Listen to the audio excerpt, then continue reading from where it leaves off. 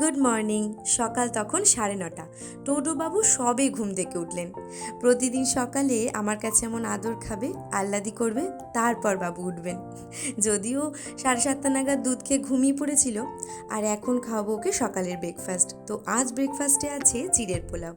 আগে দুধ সুজি, দুধ রুটি, মুড়ি গুঁড়ো করে দুধ এগুলো খাওয়াতাম, তবে 11 মাসের পর থেকে ওকে চিড়ের পোলাও, সুজির পোলাও, প্যানকেক করে খাওয়ানো শুরু করি। আসলে বড়দের মতন ওদেরও তো ইচ্ছে করে মুখের স্বাদ বদল করতে।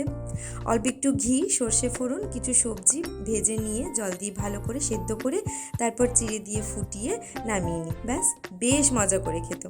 সন্ধেবেলা গান চালিয়েছিলাম, ছেলের কেমন নাচ দেখো। ও হ্যাঁ, আগের ভিডিওতে অনেক ভালো রেসপন্স পেয়েছি। এভাবেই পাশে থেকো তোমরা।